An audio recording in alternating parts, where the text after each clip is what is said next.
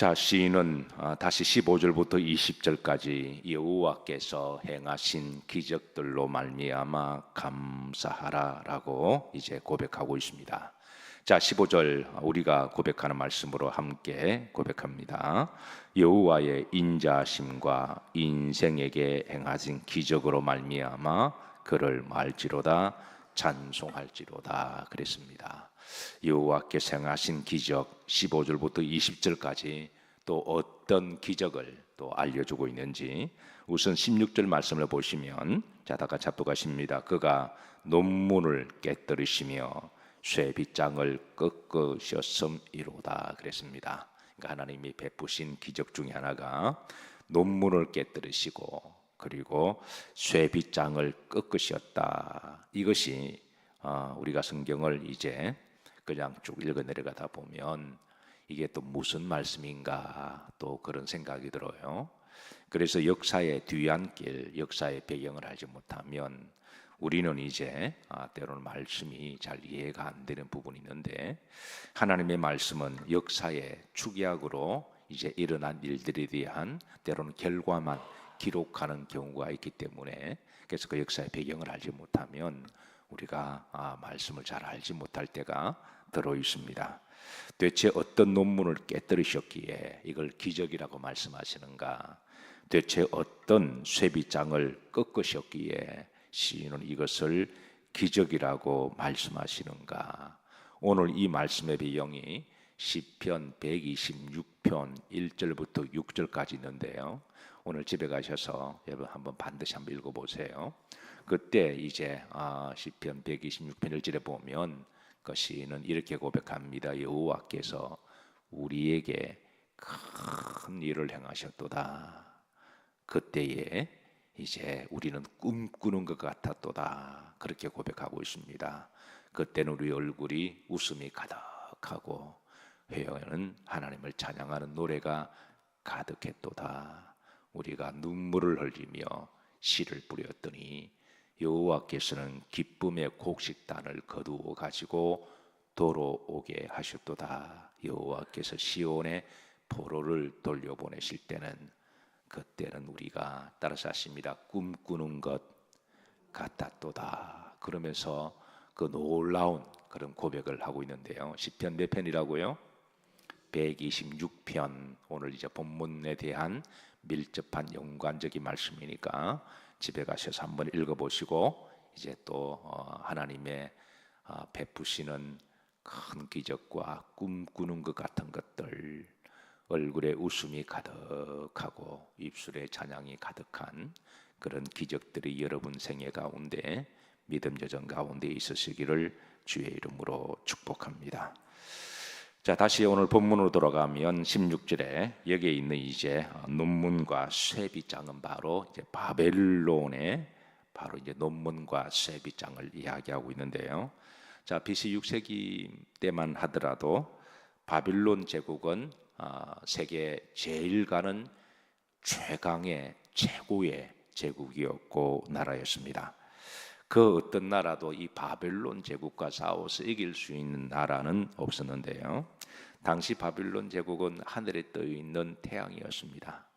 그래서 모든 길은 바벨론 제국과 통한다고 할 정도로 모든 길과 모든 부와 모든 권력은 다 바벨론을 통해서만 이제 번영할 수 있는 그런 시대였는데요.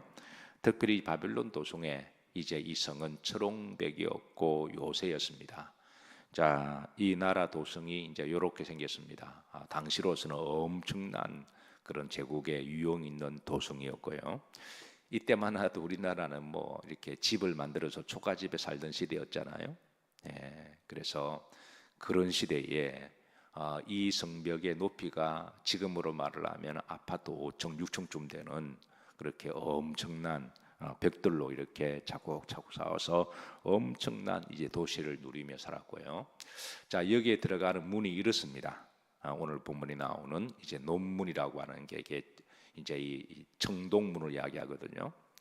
청동문을 이야기하는데 이렇게 높은 청동문으로 들어간 입구를 만들었고 그리고 이제 여기에 이 정동문이 탁 닫히면 그 누구도 이 나라를 들어갈 수 없고 침공한다고 하는 것은 불가능했어요.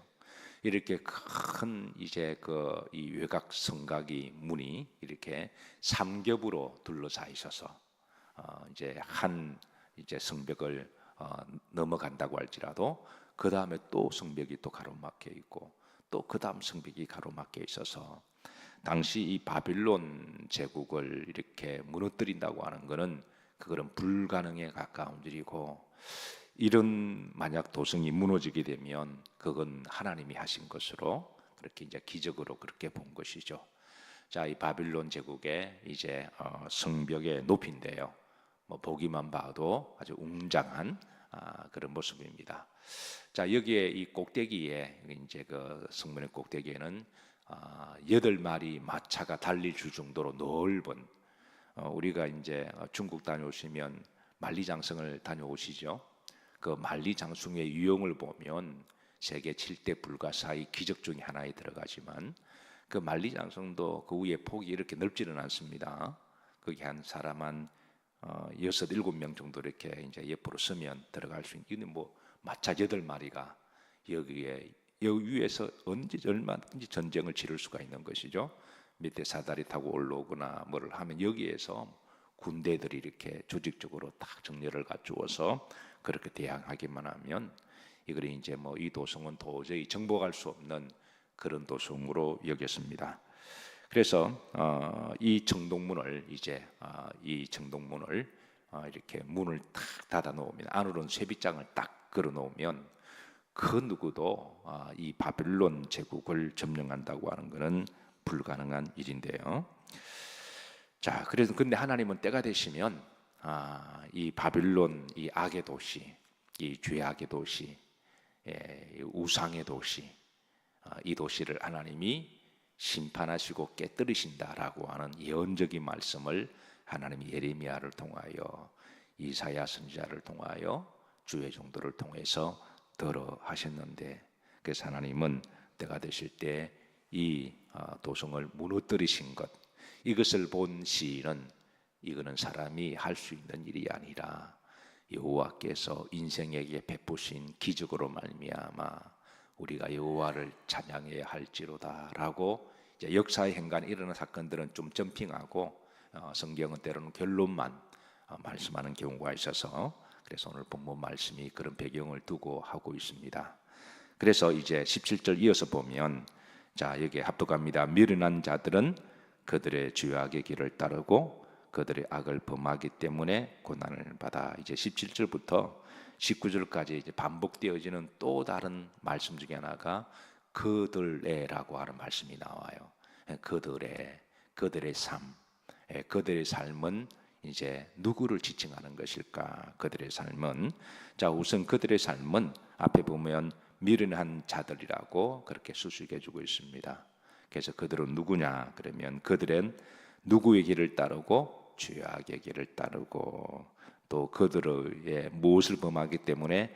악을 범하기 때문에 그랬습니다. 그래서 물론 이 말 문자적으로만 이 말씀만 딱 보면 이제 죄악을 따르는 사람들은 그들이고, 그들은 미련한 자들이고, 그리고 악을 따르는 자들이 그들의 삶이고, 그런 사람들은 미련한 사람이다라고 이제 문자적으로 이 17절 문명만 보고 해석을 내도 해석이 되고 은혜가 됩니다. 요거 역사, 사실은 하나님 말씀은 역사를 알면 좋지만 모른다고 해서 은혜가 안 되는 건 아니에요. 그래서 역사를 모르는 사람들이 그냥 17절만 봐도 그래, 죄악의 길을 따르면 이것은 미련한 자들이고, 그리고 악의 길을 따르는 자들은 미련한 자들이고, 흐름대로 보면 그것 때문에 뭘 받아? 고난을 받는다. 이렇게 해석해도 뭐 틀린 것은 아니고 지옥 가는 것은 아니에요. 그래서 이렇게만 읽어도 은혜가 되는 말씀인데, 여기에 이제 우리가 조금 더 하나님의 역사에 행하신 일들을 조금 더 깊이 알기를 원한다면 엄청난 역사의 보고가 여기에 담겨 있습니다. 여기에 그들은 누구냐면 바로 바빌론 제국을 이야기를 합니다. 그리고 바빌론 제국이 잘 나갈 때 그들을 따랐던 사람들, 항상 어떤 나라가 뭐 여러분 소련이 1917년에 소련이 이렇게 잘 나갈 때 모든 공산국가들은 다 소련을 따랐습니다. 역사에 지구의 반의 나라가 공산주의를 따랐으니까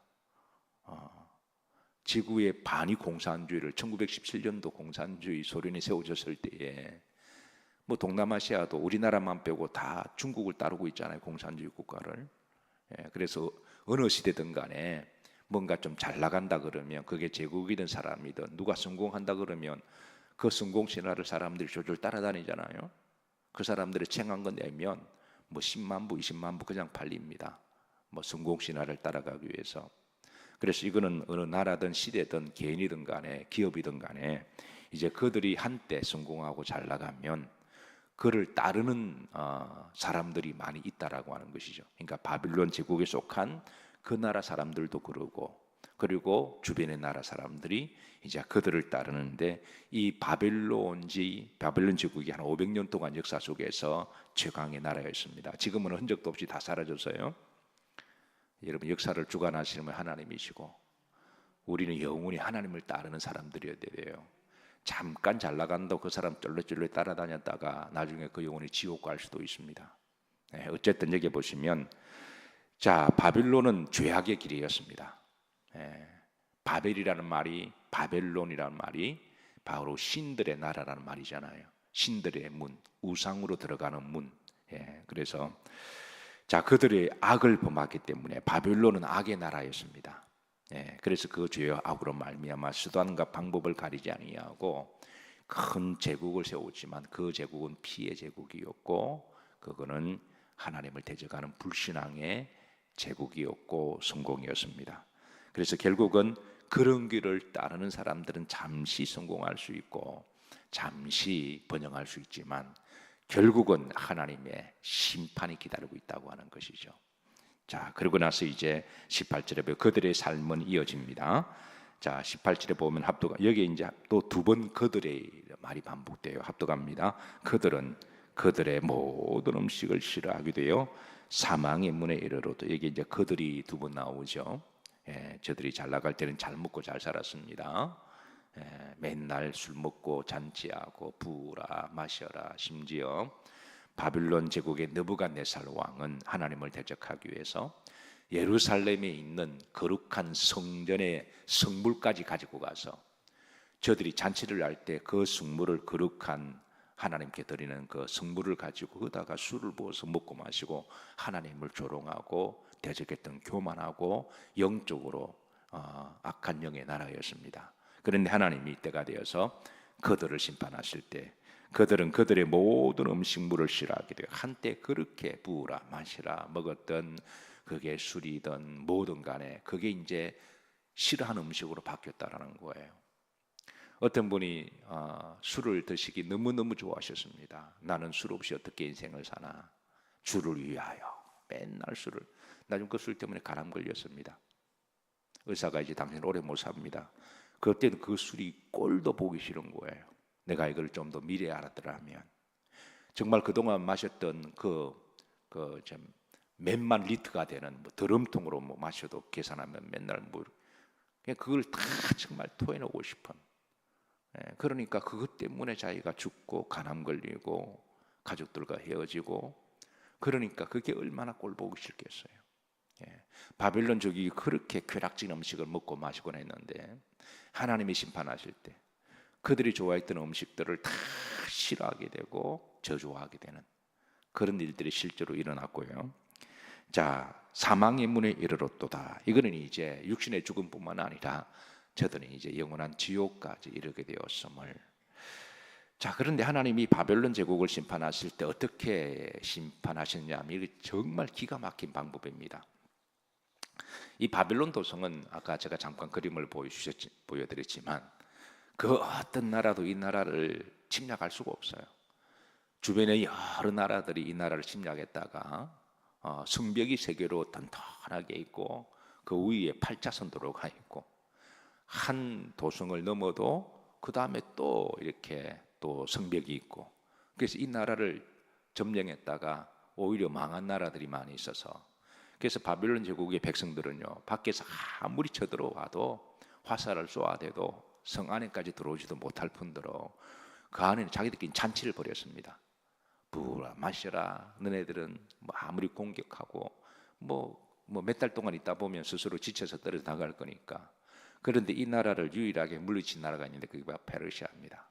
고레스대 왕은 역사의 모든 자료를 다 토집을 이렇게 모아서 이 바벨론족을 어떻게 침략하느냐 하면 정말 그 당시로는 기가 막힌 방법을 고안하는데요.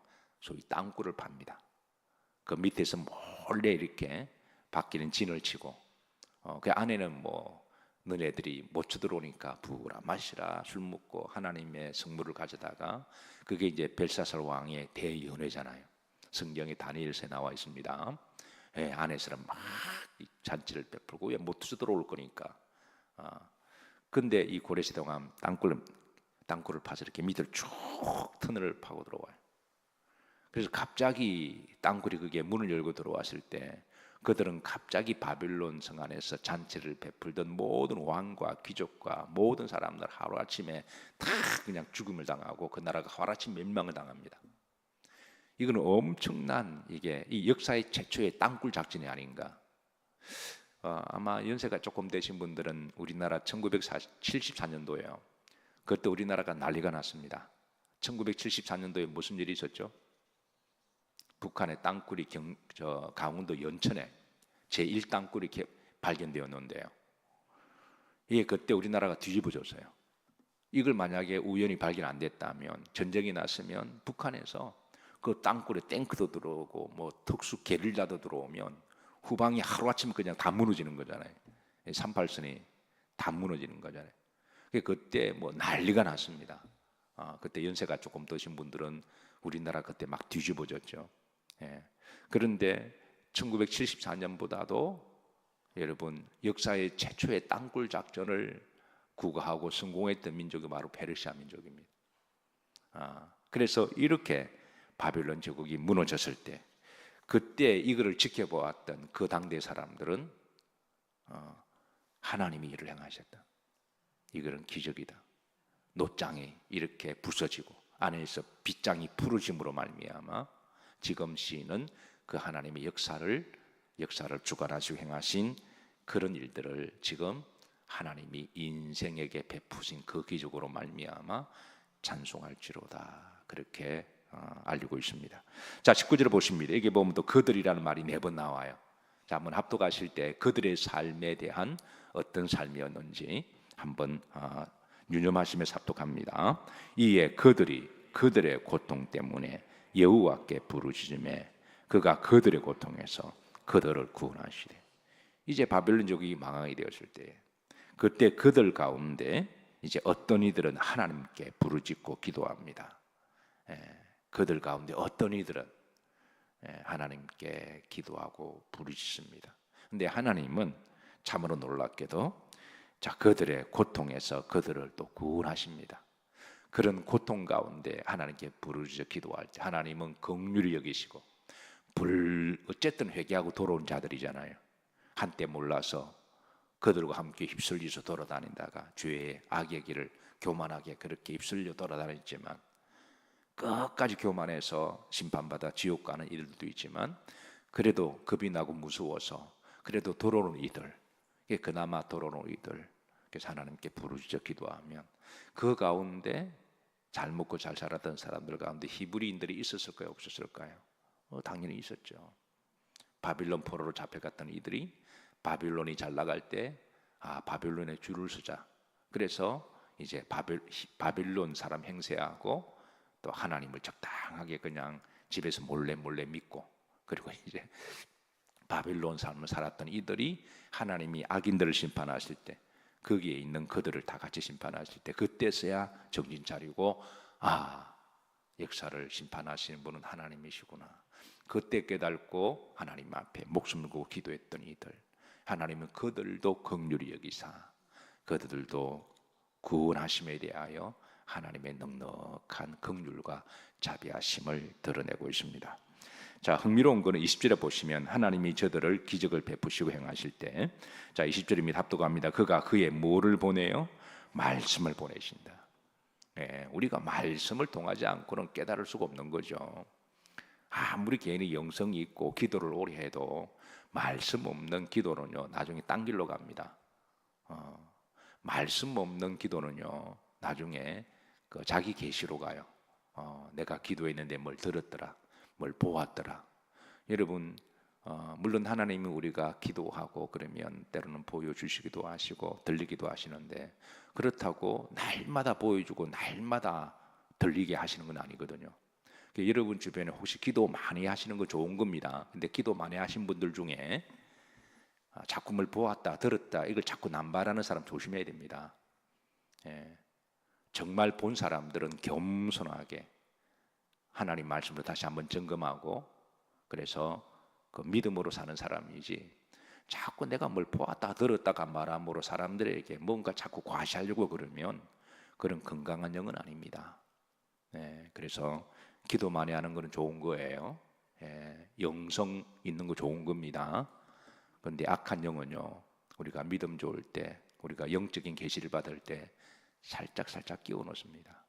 그래서 분별의 영이 없으면 특별히 기도 많이 하는 사람들일수록 분별의 영이 없으면 자기도 모르게 살짝 들어오니까 그것도 하나님의 음성으로 생각하는 거예요. 그래서 더욱더 기도하는 사람은 겸손해야 되고 또 말씀으로 잘 조명해야 됩니다. 그래서 중요한 거는 하나님이 뭘 보냈다고요? 말씀을 보냈다라는 거예요. 말씀으로 조명하고 말씀으로 우리가 다시 한번 하나님 뜻을 발견하고 그래서 말씀을 그들에게 보내고 그들을 마시고 고치시고 말씀을 통해서 고치시고 또 우리를 다시 또 믿음으로 바로 세우고 바른 방향으로 가게 하시고 그래서 그 위험한 지경에서 마시고 건지셨다. 자 다시 17절로 돌아갑니다. 17절 다시 돌아가면 자 어떤 자들은 미련한 자들은 그러니까 이 미련한 자들은 이제 다 총칭해서 바벨론 제국을 따랐던 자들 한때 아무리 하늘에 떠 있는 태양이고 잘 나가는 나라고 제국이라고 할지라도 영원한 제국 없습니다. 영원히 잘 나가는 사람 없습니다.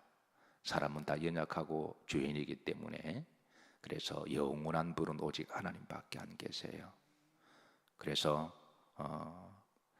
세상을 따르고 세상에 믿는 사람을 따르는 것은 미련한 일이다.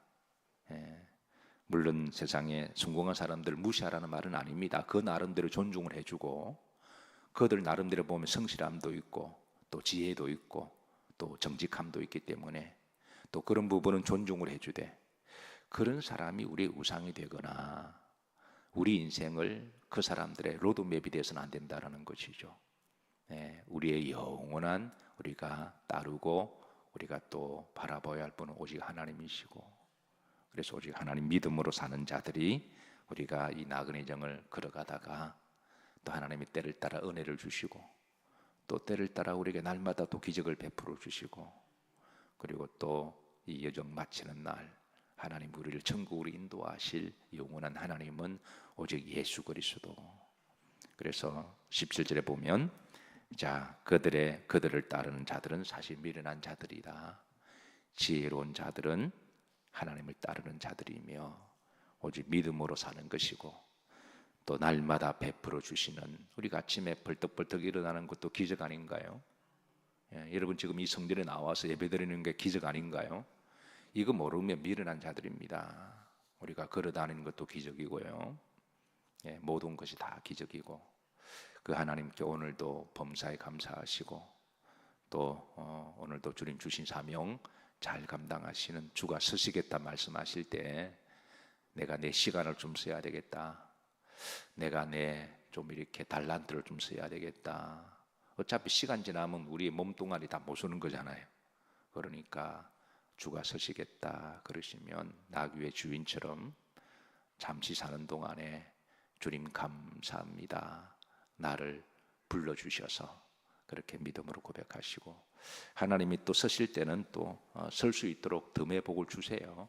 뭐를 주고 서시게 하시지 그냥 아무것도 없는데 서시겠다 그렇게 말씀하지 않습니다. 건강이 필요하면 건강 주시면서 좀 서시겠다 말씀하시고 우리 하나님이 그 주시는 그래서 마태복음 6장에 보시면 따라서 하십니다. 너희는 먼저 그의 나라와 그의 의를 구하라. 그리하면 이 모든 것을 너희에게 더하시리라. 먼저 그의 나라와 의를 먼저 구하면, 주께서 하나님 영광을 위하여 내가 좀 쓰겠다 그러면, 먼저 쓰겠다 그러면 이제 이 모든 것, 나머지 필요한 것들은 뭐 하신다? 더하신다. 이게 덤의 복입니다.